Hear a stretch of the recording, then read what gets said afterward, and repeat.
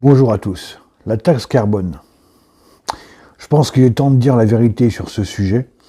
Je pense que la plupart des Français s'en doutent, sauf ceux qui sont peut-être un peu trop crédules, un peu trop naïfs, un peu trop plongés devant leur télé et qui croient tout ce que la télé leur chante. Il y a un homme qui a inventé un moteur magnétique, d'accord, qui réglerait tous les problèmes d'électricité. Et qu'est-ce qui s'est passé? Eh bien, son invention, elle a été prouvée qu'elle marchait, qu'elle fonctionnait. Eh bien, son invention, on l'a placée, en tout cas le gouvernement l'a placée, top secret défense, d'accord? Vous allez me dire, quel rapport avec l'électricité et la taxe carbone? Bah, son moteur, en fait, déjà, effectivement, il permettait d'avoir l'électricité gratuite, d'une part, et de deux, il permet aussi, du coup, de lutter considérablement contre la pollution, contre les énergies gaspillées, etc., etc. Donc quand aujourd'hui on vient de nous dire on vous met une taxe carbone parce que vous consommez trop, ça fait trop de pollution, il faut qu'on sauve la planète, etc. Arrêtez de nous prendre pour des cons 5 minutes, quoi. C'est pas une taxe carbone, c'est une taxe pognon. C'est une taxe pour nous prendre encore plus de pognon, pour vous enrichir. À une certaine époque, on avait Jacques Messrine comme étant le public numéro 1. Au jour d'aujourd'hui, l'ennemi public numéro 1, c'est le gouvernement français. Le gouvernement français est une mafia. Le gouvernement français est un gangster. Je vais d'ailleurs vous passer tout de suite maintenant la vidéo qui va vous prouver, qui va vous montrer un petit peu donc ce monsieur qui a inventé le moteur magnétique M3 et donc qui a été interviewé. Regardez, écoutez bien. C'est un petit peu long, mais c'est intéressant. Écoutez bien. Nous sommes avec l'inventeur du M3 comme moteur à mouvement magnétique. Il s'appelle Jean-Claude Cordier, il est fleurisien et travaille à son invention depuis une 50aine d'années, une invention qui a été déposée et enregistrée à l'INPI, l'Institut national de la propriété industrielle.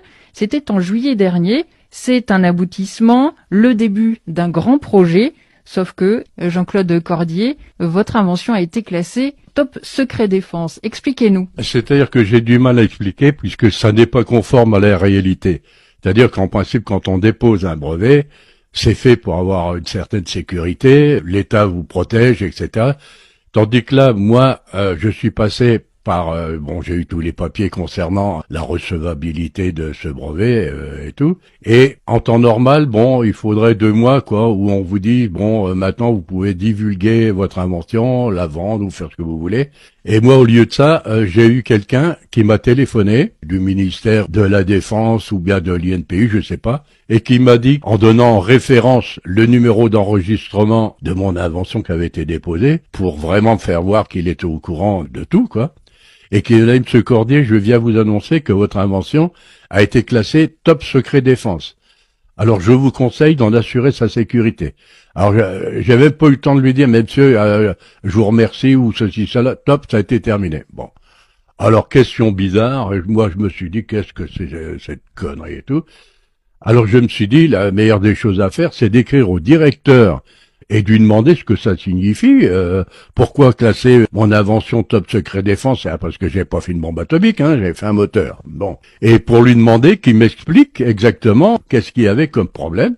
Alors, j'ai eu une réponse quelques jours après, par lettre recommandée, en disant que M. Cordier, on ne peut pas répondre d'une façon manuscrite.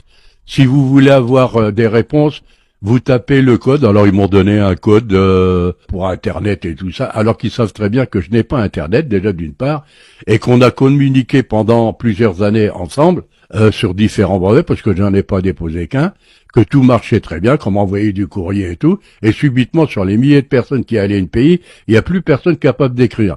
Alors donc là, je me suis dit, il y a un truc qui colle pas. Le M3, moteur à mouvement magnétique. Quel est le principe de ce moteur? Le principe est assez simple, c'est-à-dire, pour faire fonctionner un moteur quel qu'il soit, il faut de l'énergie. Donc moi, mon énergie, qui a toujours été celle-ci, c'est l'énergie magnétique. Parce qu'avec l'énergie magnétique, en utilisant des aimants de nouvelle conception, des aimants qui sont au néodymium, des aimants d'une puissance considérable, en utilisant et en ayant fait concevoir des aimants d'une façon spécifique, parce qu'il faut déjà les travailler d'une façon tout à fait spécialement, Le magnétique, ça vous sert à vous donner l'énergie. Cette énergie magnétique vous permet d'obtenir une force avec des aimants d'une puissance qui devient considérable. C'est en fonction de la taille des aimants.